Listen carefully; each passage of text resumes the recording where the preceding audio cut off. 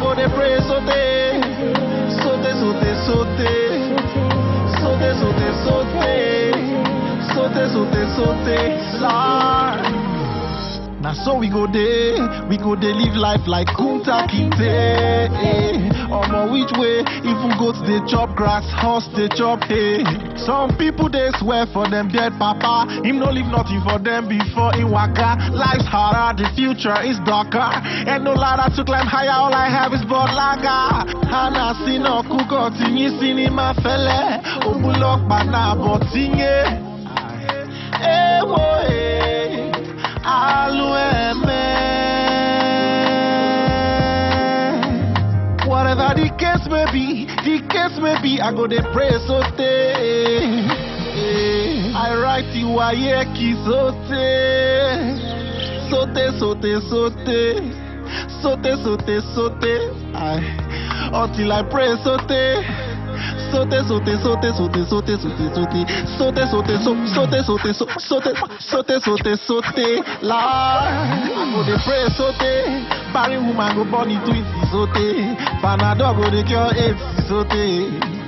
Sote, sote, sote, Lord. I go dey pray sote. Religious crisis no go dey sote. Christian and Muslim go pray together sote. Man and woman go dey live forever sote.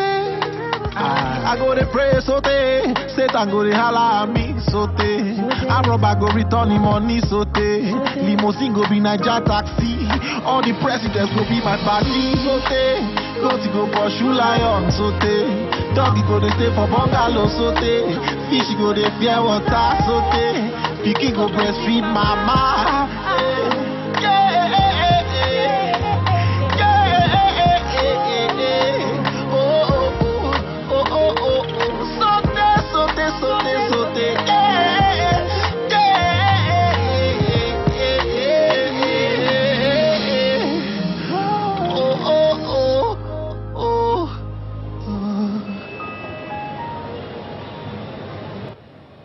Though this year's mood is dampened by the abduction of our children in Oyo and Borno, we remain hopeful for their safe return.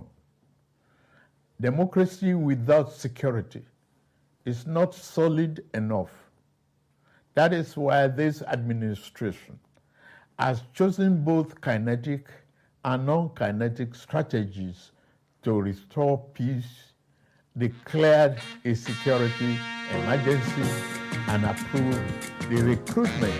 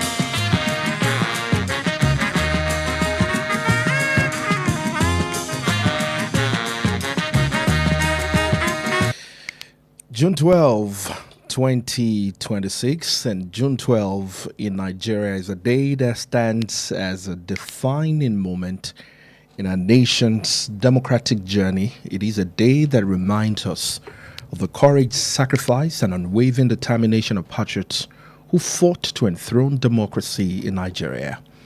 The events surrounding the annulment of June 12, 1993 presidential election are judged at home and abroad as Nigeria's freest and finest ever, remain a watershed in our collective consciousness.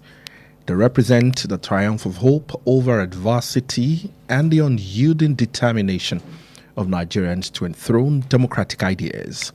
We honor the memory of Chief Moshood Kashimawo Olawale Abiola, the winner of the historic election, who died in the battle to reclaim his mandate, and all heroes of democracy, men and women who paid the ultimate price, as well as those who endured persecution in the pursuit of a just and democratic Nigeria.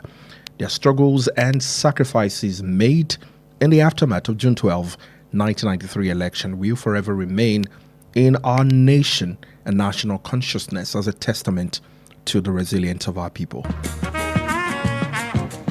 And as we mark this year's Democracy Day, we are reminded that democracy is not an end in itself, but a conscious journey that requires nurturing, protecting, and active participation. It demands responsibility and responsive leadership, and engaged citizenry and strong institutions that uphold the principles of transparency, inclusion, and accountability.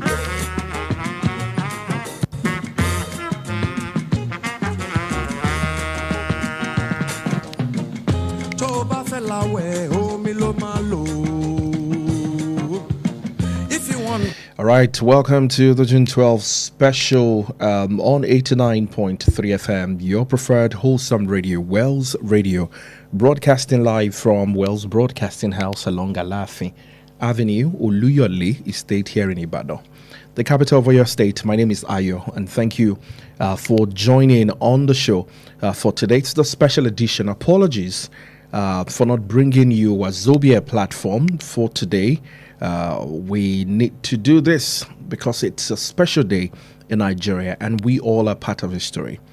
Today, as we celebrate Democracy Day, June 12, celebrating democracy and honoring our freedom, do we have the freedom indeed?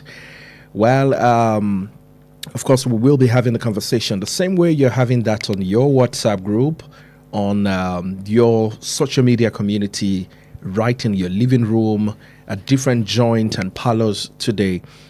We will also be, anchoring a conversation from here, ensuring that you're better informed. Perspectives here and there. As you already know, we have a program called Perspectives Unlimited. And so somehow in my head, this is some form of extension. And of course, some of the voices that you also listen to on Perspectives Unlimited, we'll be having that conversation today. Kunlulu is by my side. And of course, Chukwemeka Munachiso is also right in front of me in the studio today. Olale Konsoni will be joining us any moment from now. And of course, from time to time, we'll also try as much our best to connect with some knowledgeable individuals virtually via call or any other social platform, just to ensure that our voices are heard. And of course, this year's June 12 do not just pass like every other day. It's a day for us to reflect on Nigeria's democratic journey. Indeed, welcome to the program.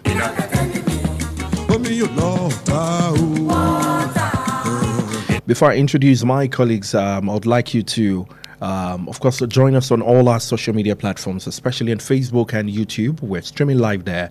You can join the conversation on our Facebook page, facebook.com/Wells Radio 893 FM fan page. Wells Radio 893 FM fan page is the handle on Facebook. Watch, like, share the video, and of course, drop your comment when it is time to share your views and thought. We will be here up until 12, so it's going to be a long chat. We're going to be examining the presidential speech today. We listen, we pay attention, and then, of course, we share thought When it is time, the studio lines will also be open for you to join the conversation. Just like the promo you've been listening to, my conversation is centered around building a stronger democracy, the role of citizens, the media, and the government. Building a stronger democracy, the role of citizens, media, and the government. Once again, my name is Ayo Emmanuel-Ojo. Kunle, how are you doing? Good morning, Ayo. Good morning. Yes, it's the June 12 edition, and it has been the special day since 2018 when Muhammadu Buhari declared that June 12 should be the Democracy Day in Nigeria, and of course I'm very excited to be here. It is going to be the first edition. I am going to be sitting in the studio with you, and I'm really excited to be here. I know, right? We've been doing our work from the office. I do now. Chukwemeka Mudachiso, how are you doing? I'm okay. Are you sure? Yeah, I'm okay.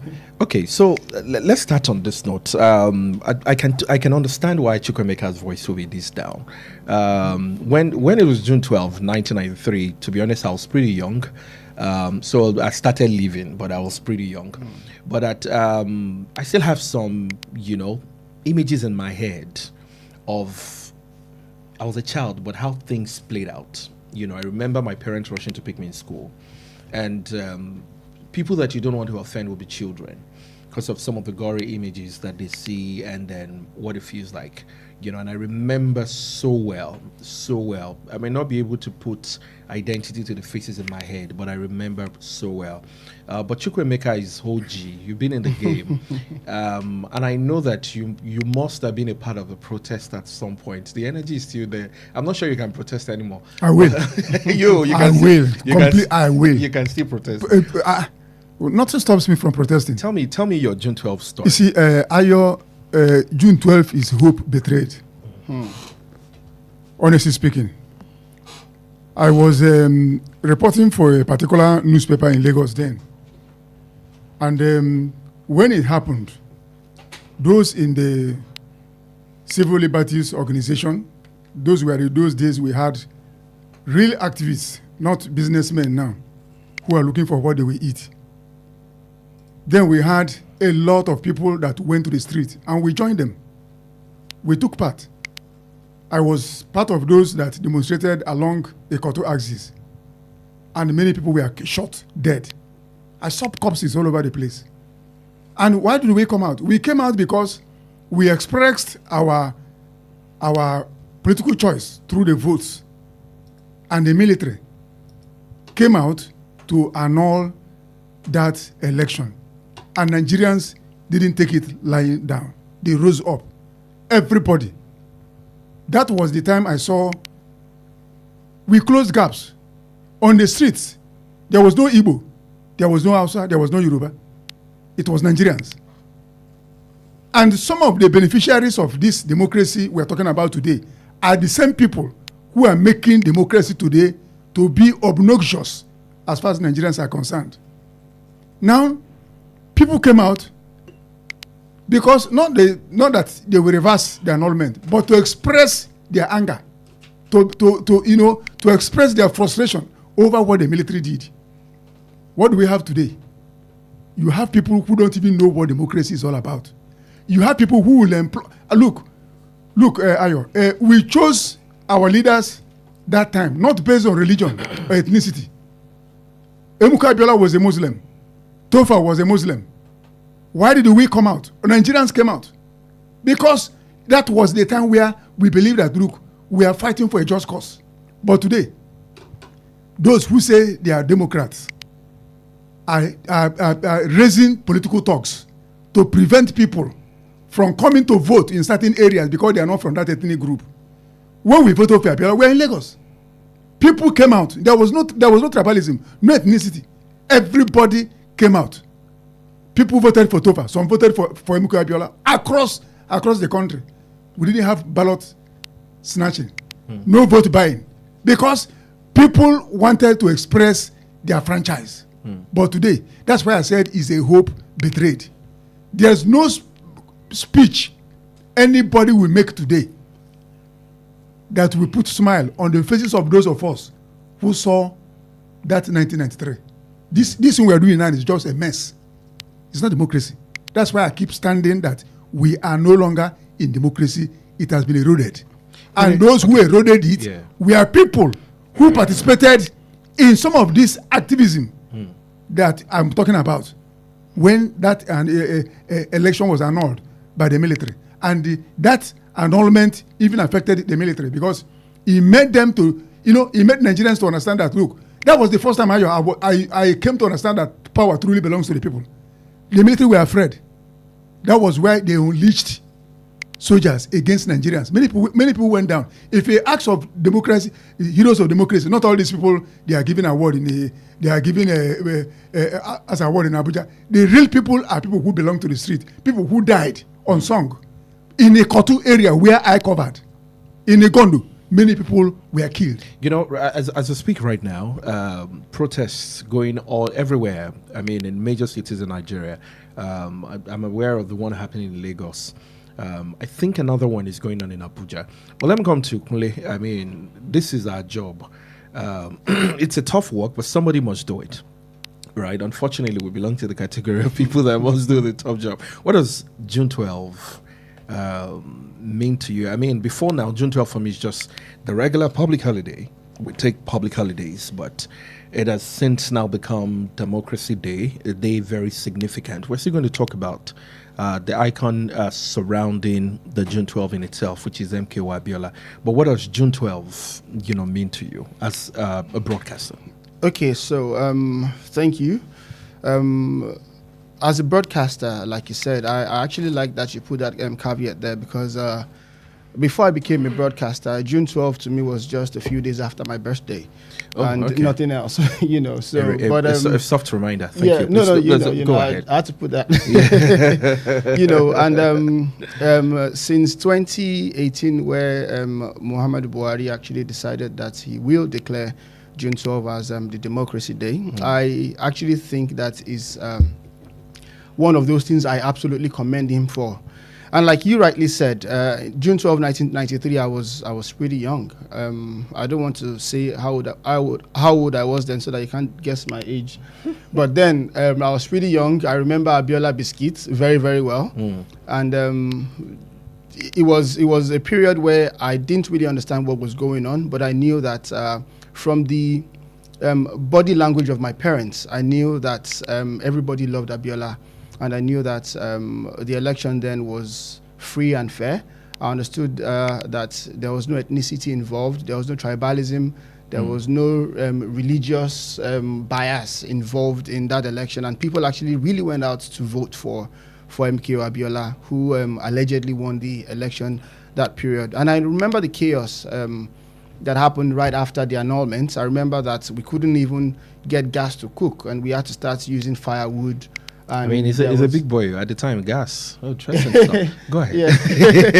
Yeah. I mean, I'm just trying to remember. Just memories coming. Like I remember we would go to the back of the house and cook. We had a particular pot we use then so that we won't destroy all of the pots in the house with the black smoke. With the flames, yeah. Yes. So I remember all of these things, and I remember what it was like to be in military era as well. It was as bad as because I was in a school somewhere around this area then, and when we walked down to school then, the military administrator of your state then, I remember that sometimes he would drive around and beat students if he sees you on the road going to school late. So I understand what the military era too felt like. I remember the death of Sonny Abacha. I remember how it was celebrated. Well, that was a carnival. Yes. So now talking about democracy, I understand the difference between a civilian rule and the military rule. I understand the fact that we were not so free, even though I agree with everybody as regards what our democracy is saying now. And I'm happy to be saying this now because I'm not on the normal seat that I'm supposed to be every Monday and Tuesday mornings where I can't really air my views. And I believe Ayo will give me the chance to, with caution. This morning. I really agree with everything everybody's saying, everything Nigerians are saying. But I feel that we are still supposed to be thankful that we've gone over 20 years, over 2 decades now of uninterrupted democracy, I think that is still something we should commend ourselves for, because against all odds, we still keep carrying on, against all odds. And I think that is the spirit of Nigerians, the resilient spirit, and that's that mentality that we can do all things, especially if we put our mind to it. All right, your views, Kunle. Let me come to Olale Konsoni. 27 years of uninterrupted democracy. While I know that Kunle's school of thought of being excited, will be questioned in so many quarters, and there's also a generational gap. There's a strong generational gap. And so when you talk about June 12, especially for those who were born, say, around the 2000s, yesterday we just saw a man on television now, and that's the young man who is also an activist who, at the town hall meeting yesterday said sometimes in 2009 he was in GSS2. And I remember that Kunle and I looked at it and I said, oh my goodness. So that there's a strong generational gap. And these are the people that you find on the streets now protesting.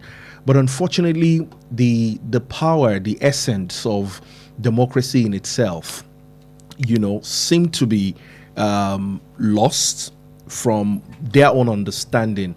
For instance, I bought, I spent a coin, and when I talk to my daughter about coin now, she doesn't even understand.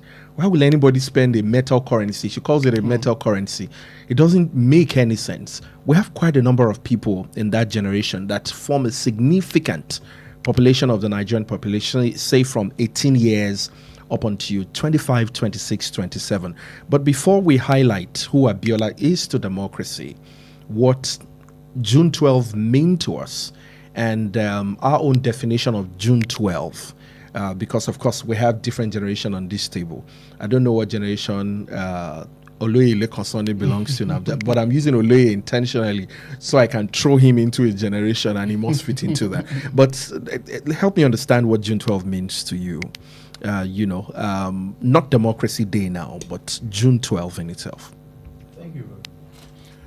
June 12 should have been a very memorable day. Well, it is a memorable day, but not positively memorable day. It should have been a highly positively memorable day if what Babangida and his co-travelers then didn't happen. But before going into that, if not for Abiola, June 12 would have been something that nobody would even remember anymore. It took the stature of MKO Abiola to make June 12 register in our minds. I should advise everybody here that the June 12 experience was not the only democratic experience that Babangida threw into the bin. Isie can bear me witness. There was supposed to be a transition to democracy in 1989, which he also truncated. They were planning one for 1991, he truncated it as well. And that of 1993, June 12. The truth of the matter is that we have not been lucky as a country. That is it.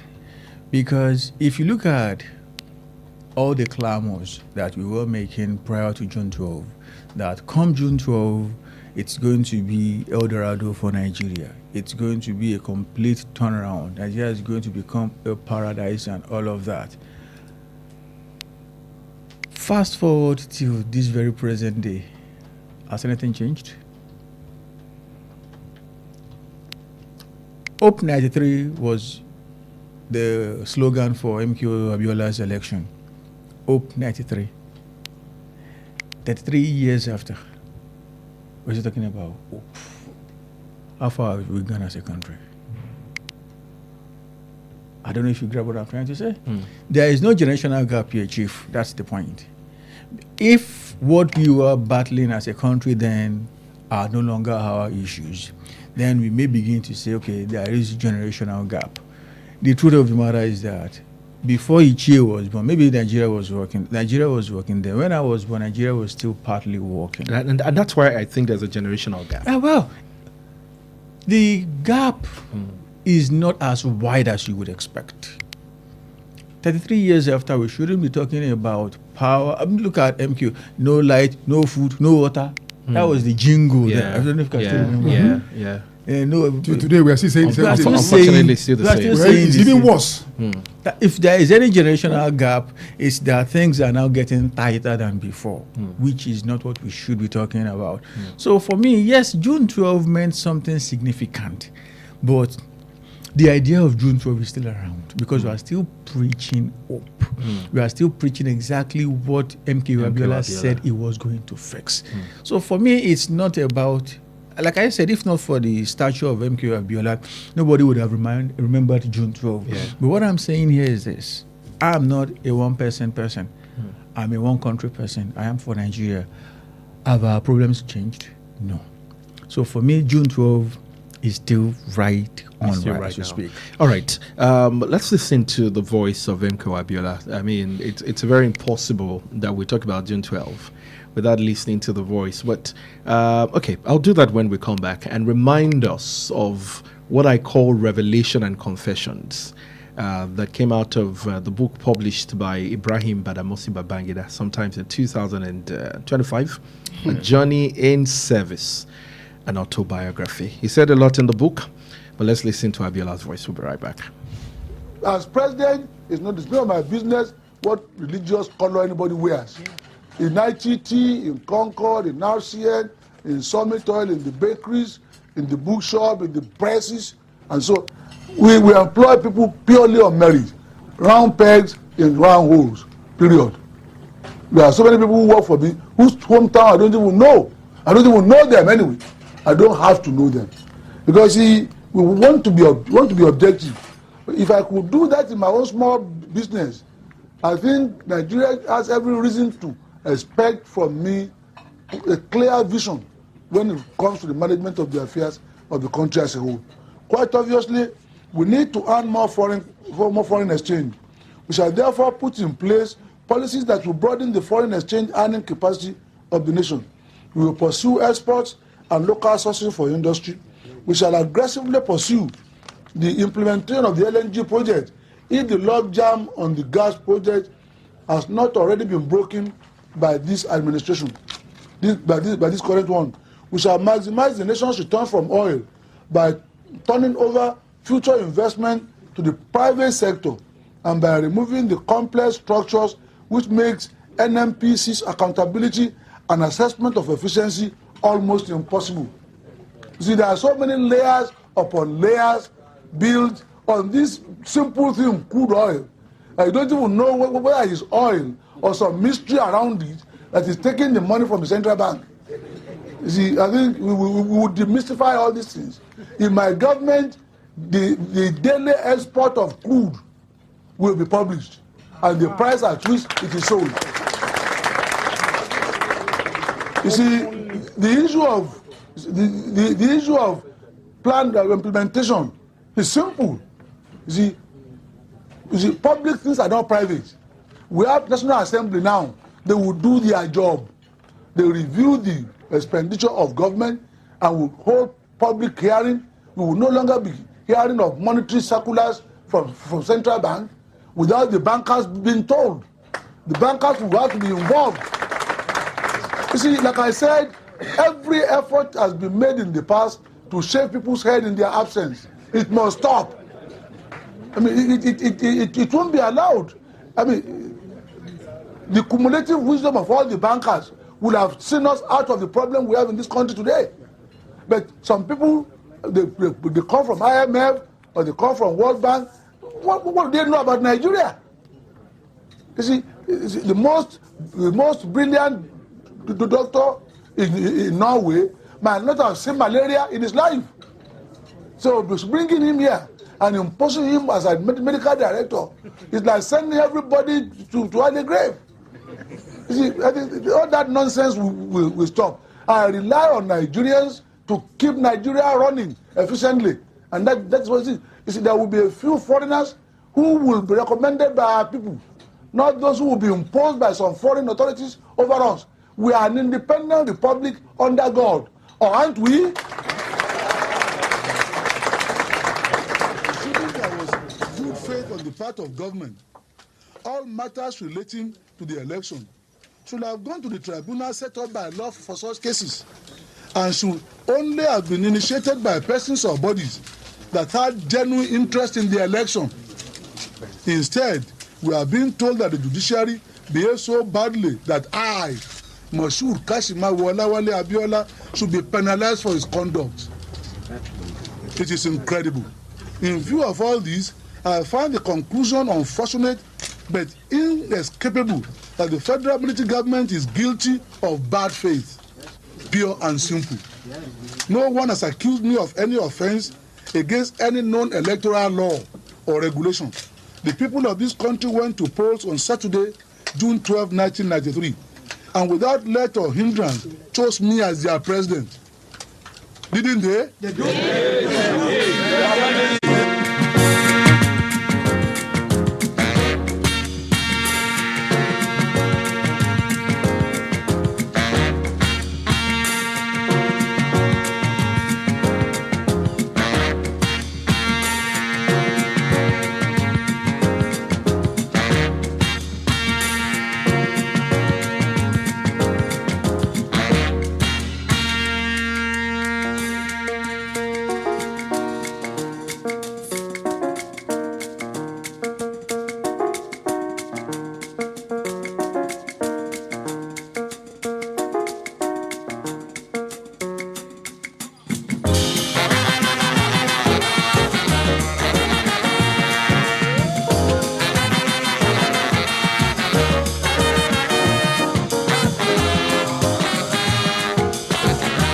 All right, you're welcome back to the program. It's still the June 12 Democracy Day special program on Wells Radio 89.3 FM. The conversation in the studio, it's on another level, but we're going to bring it alive.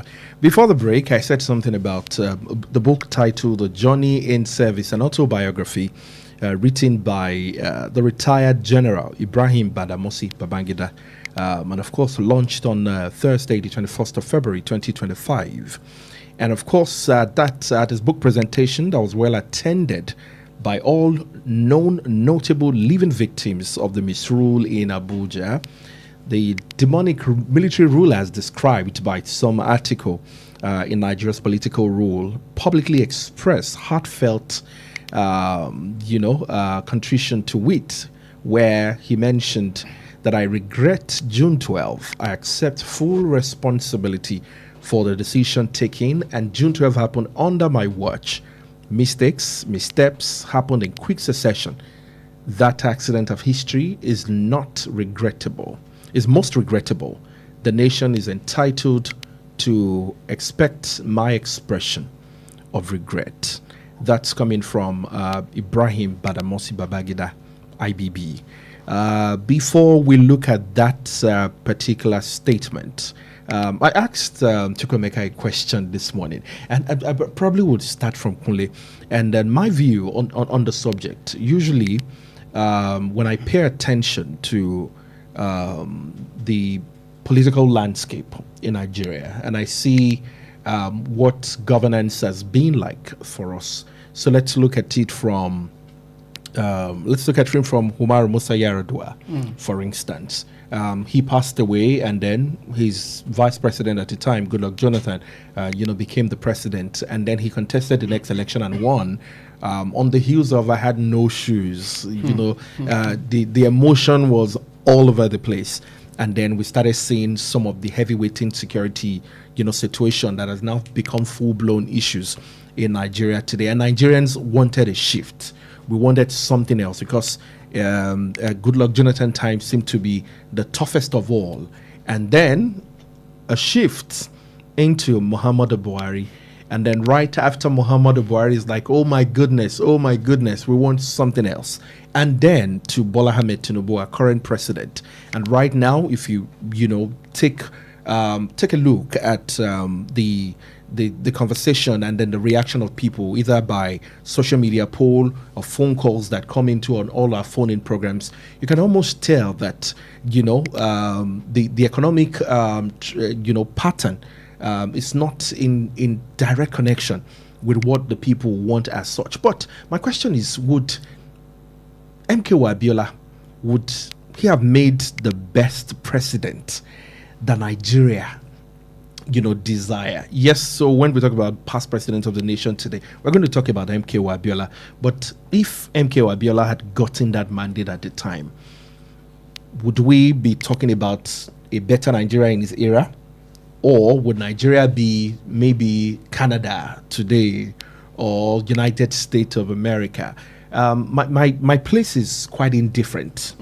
Personally, my own opinion, my place is indifferent because at the time, of course, reviewing his own jingle, which Mr. Sonny referred to, no light, no water, no this and no that, what difference would MKO Abiola, have made at the time? Let me get your own view on that. Okay, so that is actually a really tough one, but I think I would like to start by stating emphatically that we will never know.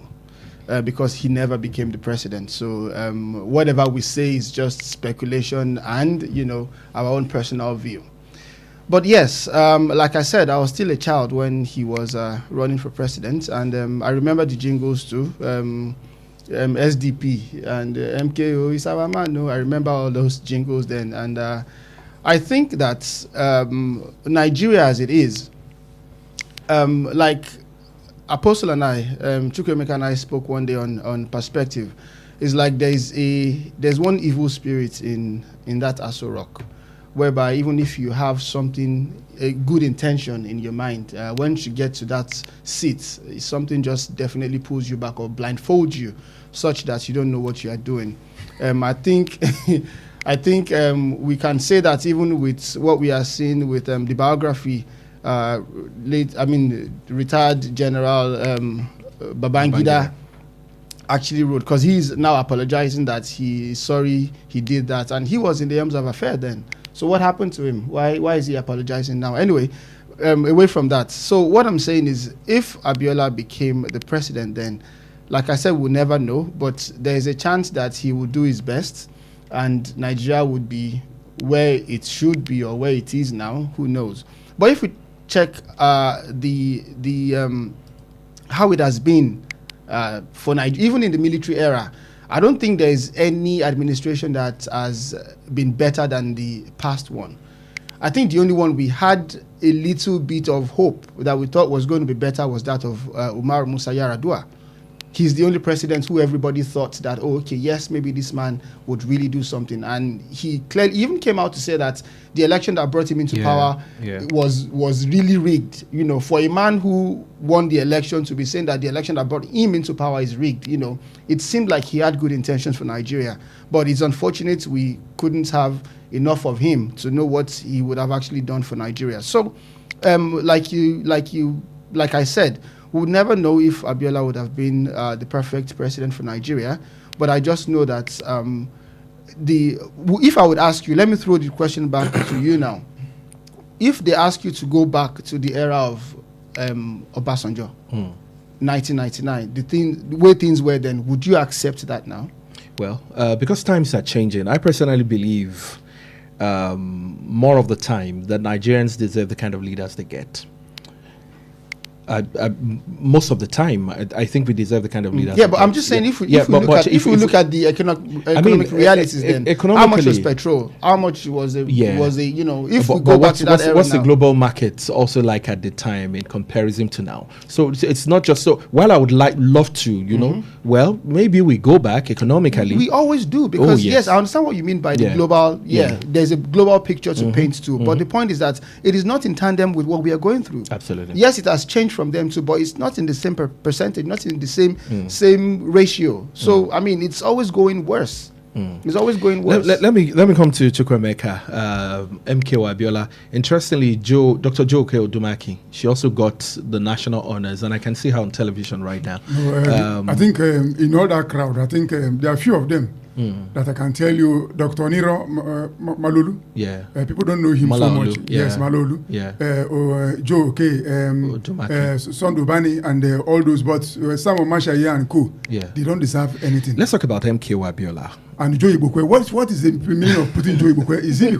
Don't worry, we're going to come to national honors in a moment. That's a textbook that we need to open chapter by chapter. But MKO Abiola's position, just imagine, would Nigeria be here today if indeed he got that mandate at the time he should. It's a bag of mixed feelings.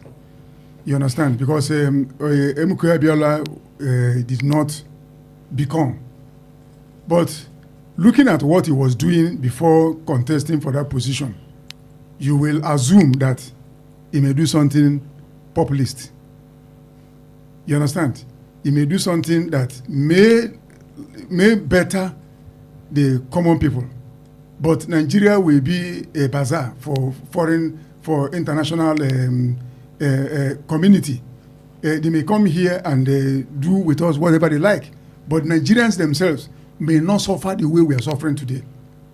That's my own opinion. And if you look at Tinubu himself, before he became president, you know, people look at him as an activist. Of course, he was one during the days of Nadeko. And that's why people put a lot of hope that if this man should become president, he will not likely do what he's doing right now. And like Kunle said, I think there is some. I was one who brought up that belief. That theory. There is something. That theory. There is something in Aso Rock. Honestly speaking, Babangida must be questioned because he built Aso Rock. What did you bury in this place? There are people get into this place and they forget who they are. There is a particular leaf in my own in Igbo language. You find it in thick forest. Thick up to today, people don't know the leaf. But once it touches you, you forget your name. You forget what you have come to do in that bush. Interesting. Yes. Oh, really? You will rigmarole in that bush until you die. If the effect didn't wear off. Oh, wow. Yes, we call it akwukwo njuofia in my language. I think that thing is in Aso Rock. Because look at all the presidents that have been in Aso Rock.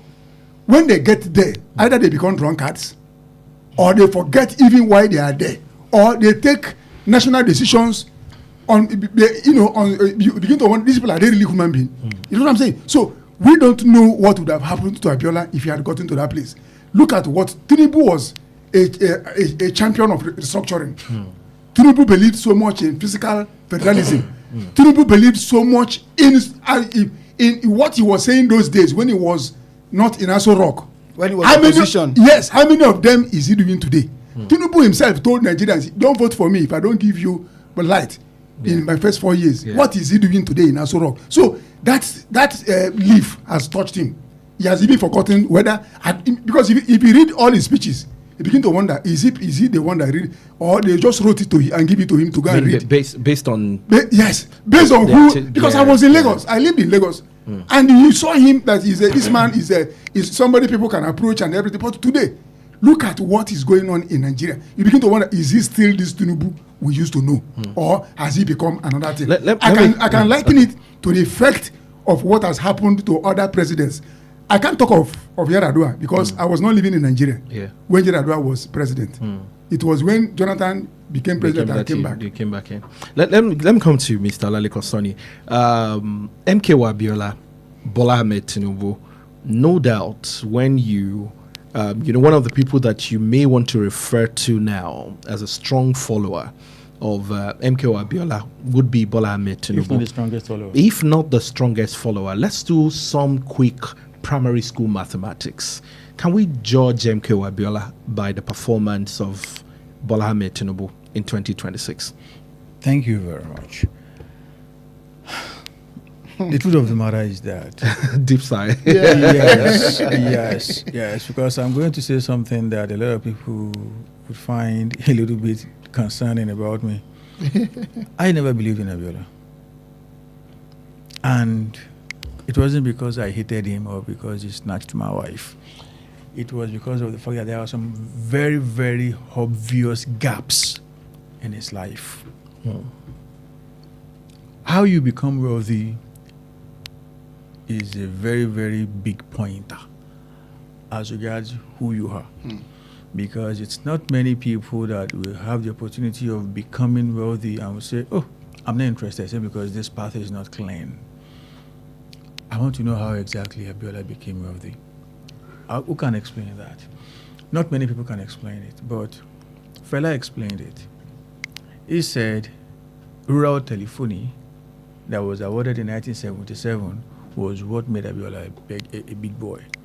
That he should have fixed the power of rural telephony, taking telephone lines to all rural areas in Nigeria. But the project was awarded and nothing was seen. Abiola didn't challenge it till he died. If he had challenged it, then we would have said, okay, maybe Fela was high on whatever when he was saying that. But he didn't challenge it. That is number one. Number two, right from the time of Murtala Muhammad, tell me the Nigerian leader, that military leader, that Abiola was not in bed with. He was good buddies with all of them. They were awarding contracts to him. He was living large on the bill of the country. How exactly would someone like that have done something? I'm not saying he wouldn't have done something different, but I'm not just convinced that he would have done something different. And that's my personal opinion. That is just my personal opinion. Look at Bola Ahmed Tinubu. What exactly was it that Bola Ahmed Tinubu didn't say as regards the problem devil in the country? He mentioned and highlighted everything just like Abiola did. Abiola didn't become president. His protege, Bola Ahmed Tinubu, has become president, and we have seen what he has become. Let me now go back to what Mr. Akonle said, which was re-echoed by Isi Sukwemeka Monasiso. I don't believe there is any demon living in the villa. No, of course, there's no demon living in the villa. I don't believe there is anything that is making them become who they were not before they became president. See, when you are talking to the people as a leader, there is what you say and there is what you don't say. As a political analyst, you must be able to juxtapose the two very clearly so that you can have a clearer picture of who that person really is. I believe that since 1999, the only people-oriented president we have had is Umaru Musa Yar'Adua. My personal opinion. You don't have to agree with me, but that is my opinion. And guess what? He lived in that villa. Some people might say, oh, maybe he died because he was a good guy. That's a lie. Because he had been sick before he became president. Yes. Obasanjo knew that he was sick before he became president. What made him, he was going to kill him at some point. That's number one. Who exactly was Goodluck Jonathan before he became president? He was a deputy governor in Bayelsa State. The only thing everybody knows, that, at least most people know, that Goodluck Jonathan did when he was governor of Bayelsa State was to spend $1 million as of then belonging to Bayelsa State to bring an American actor from America to come to Bayelsa, to Yanagua. Make that person the president of the country, and it's going to be a mess. From Jonathan, we had Muhammadu Buhari. No disrespect to the man. I believe Buhari had clean intentions. I believe he meant well. He just didn't have the mental capacity to push whatever he had in his mind. That is my observation of him.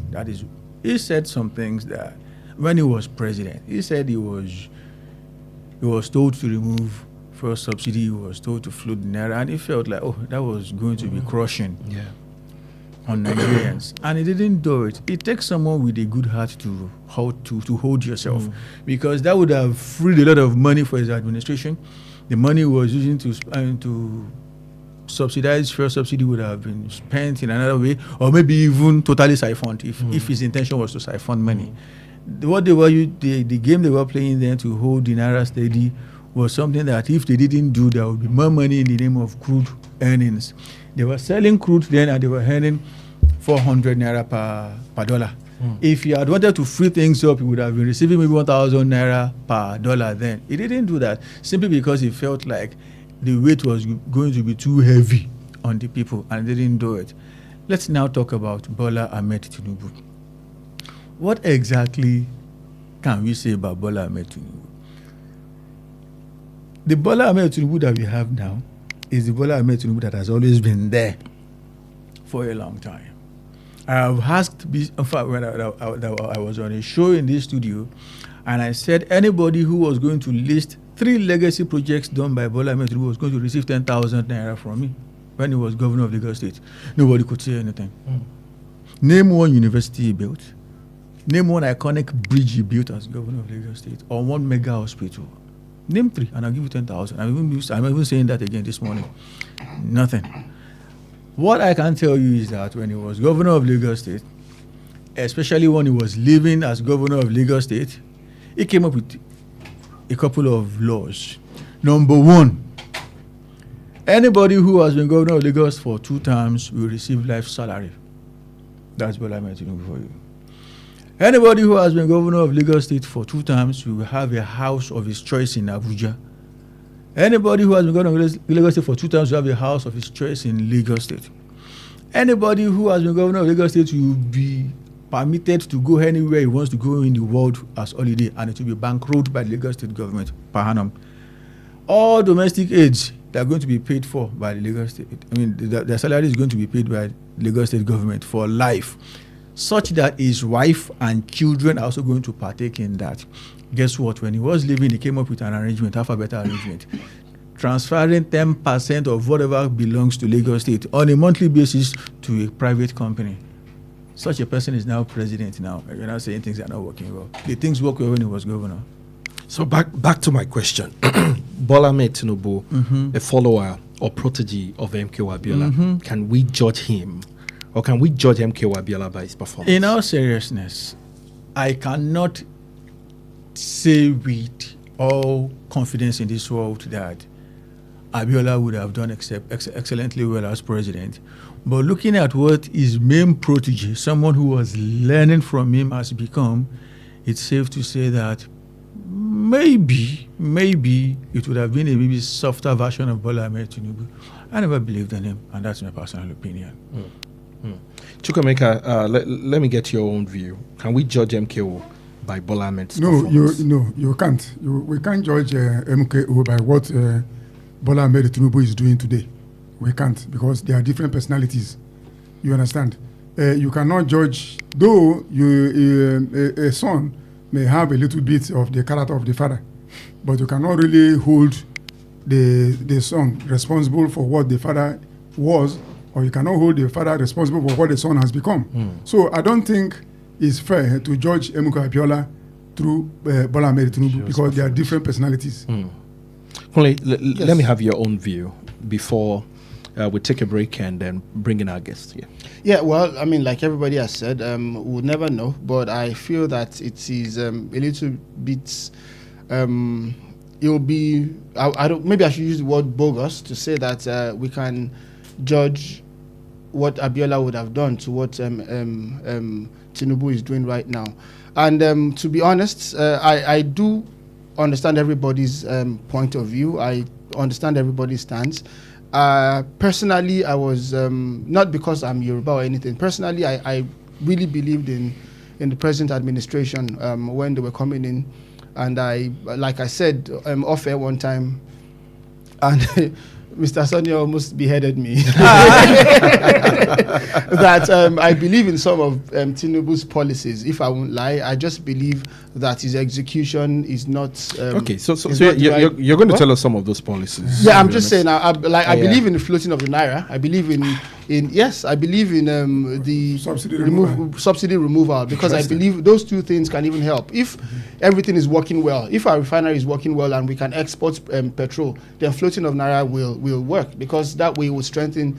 I mean, one of the policies is that which one would have come first? Which one would, is he floating of naira? Okay, so I believe the refinery should work first before you can float the naira. Okay. So, like I said, I agree.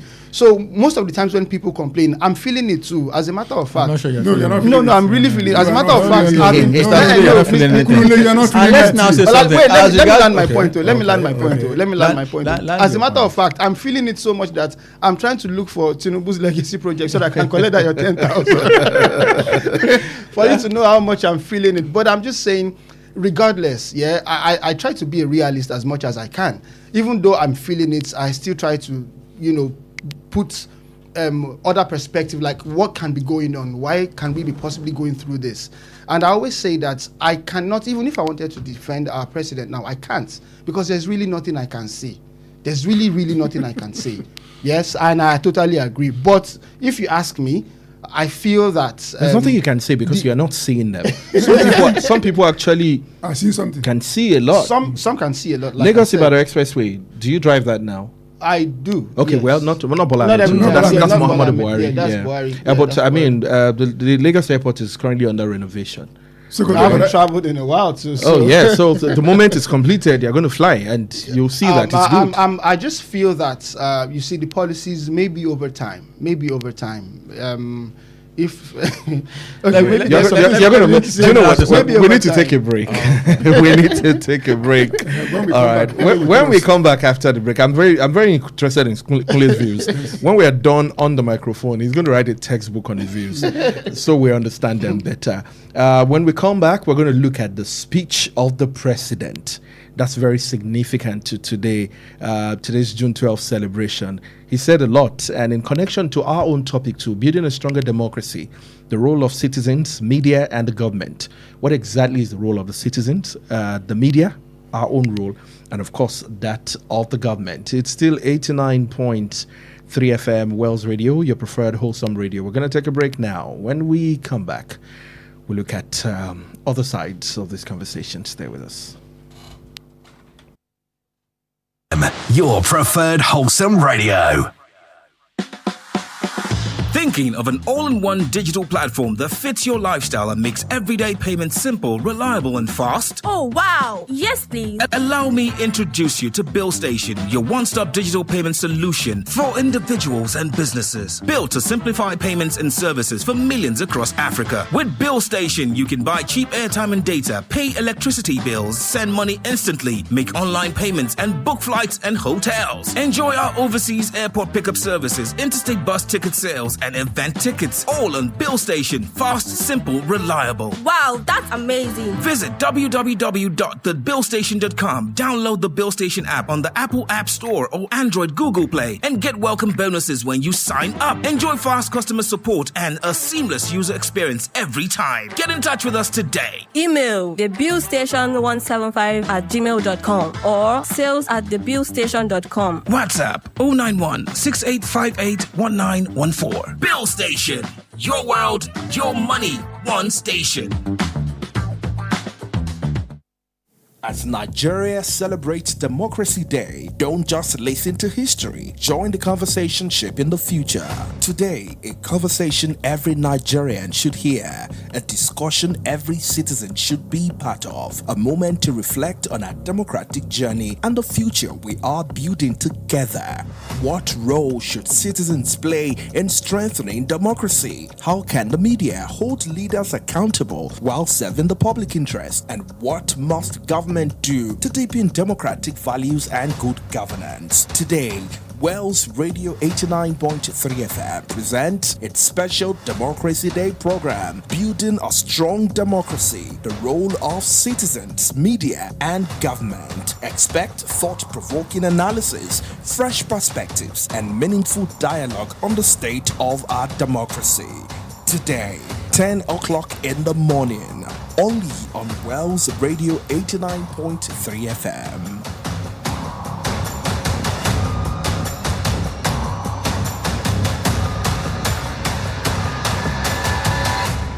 The Financial Services Regulation Coordinating Committee, FSRCC, in collaboration with the National Broadcasting Commission, NBC, wishes to draw the attention of the public to the activities of illegal financial operators, IFOs, which threaten public trust and the stability of the Nigerian financial system. The general public is hereby advised to refrain from dealing with unlicensed financial operators who deceive individuals with unrealistically high investment returns. Verify the licensing status of such schemes on these websites: www.cbn.gov.ng, www.nicom.gov.ng, www.pencom.gov.ng, www.sec.gov.ng, www.fsrcc.gov.ng. To report any suspicions of illicit financial activities, call CBN 0817-665-7060, 0707-338-4828, SEC 0209-462-1168. Announcer, FSRCC.